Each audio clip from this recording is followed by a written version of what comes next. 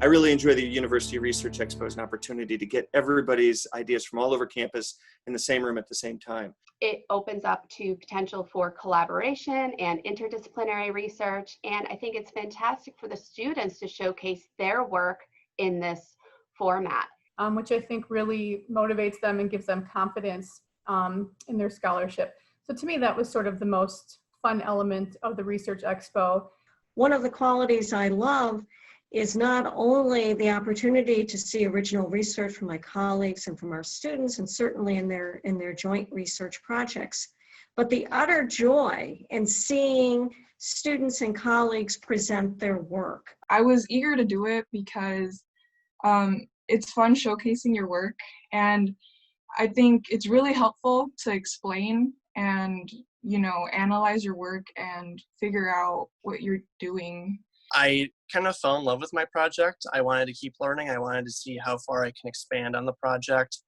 It's kind of like for my own personal goal. I wanted to obtain good data. I wanted to, get some stuff I can present. This is their project that they can take ownership over. And I think that's really important for us to see what our community has done. And I think it helps to build community within our students, within our faculty. And so when we had to pivot in the spring to go into a virtual delivery, it was again the opportunity to show the richness of our fields and our incredible intellectual dexterity. Although we couldn't meet at St. Xavier to present our research, I was thankful that we were able to put up our information on Canvas on the virtual expo.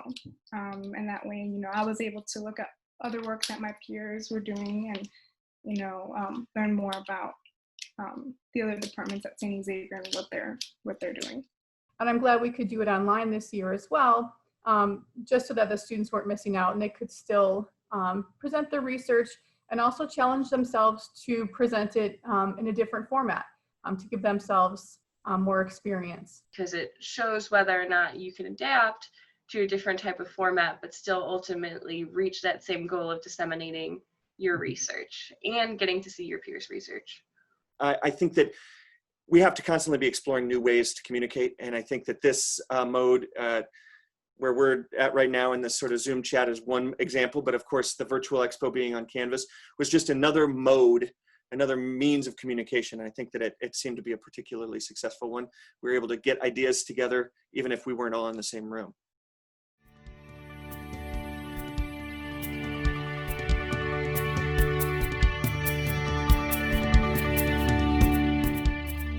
Hi everyone, my name is Anaí Velasquez. I just finished my junior year. I'm a studio art major with a minor in graphic design, and I like to experiment with different mediums. However, photography is the medium I'm most comfortable with.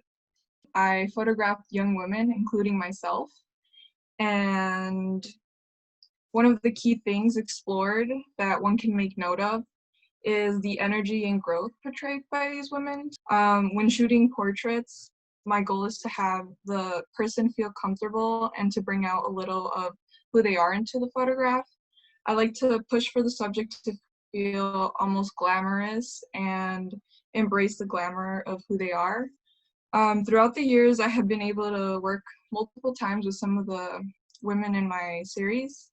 They are my friends, my family, and people that I admire.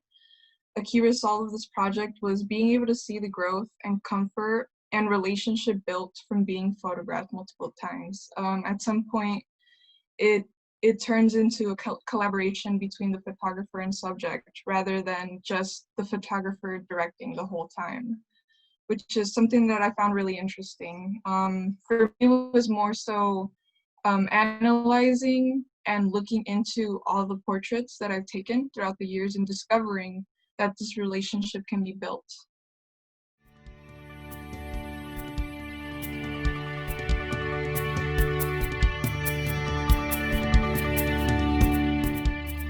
Hi, my name is Tiffany Abrams, and I just graduated with a Bachelor's of Arts in Criminal Justice and a Bachelor's of Science in Psychology. And my project for the Expo was Perceptions of Prostitution, What Drives Opposition. My interest kind of stemmed from being a criminal justice and a psychology major, because this topic kind of intertwines two disciplines. And basically what my project was, it was a series of 2 studies. Study 1 examined unguided participant beliefs about prostitution by allowing US adults to self-generate up to 10 thoughts about prostitution. Because when you just say the word prostitution, you can have someone with 2 totally different viewpoints about what prostitution encompasses, rating their beliefs about this construct that apparently has more than one meaning. And then study 2 used the themes that were generated in study 1 to examine whether opposition to sex for money exchanges from opposition stems from opposition solely to sex for money exchanges in and of themselves, or if the opposition is due to the negative external factors that people associate with prostitution. So kind of getting at the nitty-gritty of what truly does drive opposition to prostitution. And we found that a significant amount of people were more opposed to the negative factors condition than the neutralized condition. And we found that their reasons for opposition, so they were more opposed to the negative condition scenario because of the physical abuse that was involved and all the negative external factors that were present in that condition and not in the neutralized condition.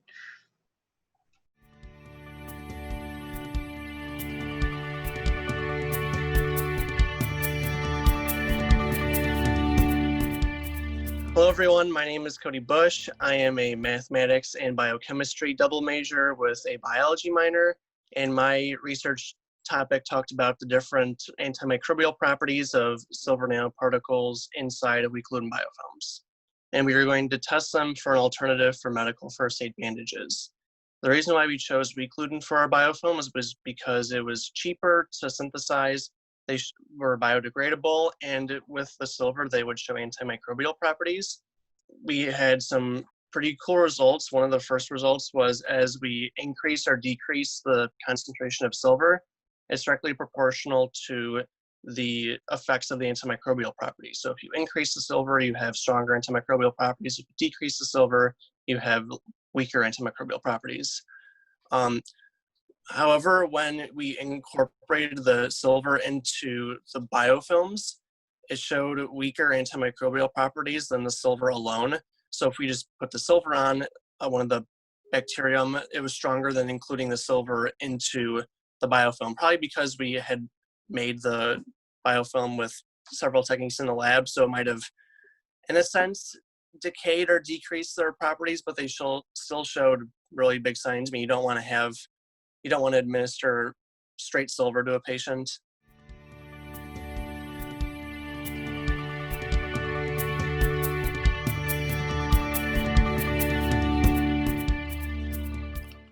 Hello, my name is Nancy Montez. I just finished my junior year at St. Xavier. I am a major in psychology and I'm minoring in philosophy. So for my project, I worked alongside Dr. Broadbridge, and the focus of our study was cultural differences in earliest childhood memory. So what we did was ask people about their earliest childhood memory and then have them date it so that we can look at how old they were in that memory. We kind of based this study from previous studies in which they studied US group versus East Asian groups. And they found that there was a difference in that, and that difference may be linked to ideology, specifically collectivist groups versus individualistic groups. So what we did in our project, we took it a step further and we analyzed 4 different groups. So we had European Americans, Asian Americans, African Americans, and the Latinx groups.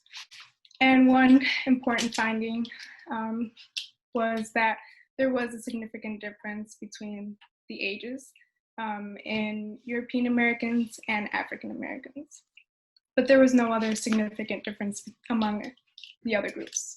So that was interesting because that was quite different from previous studies.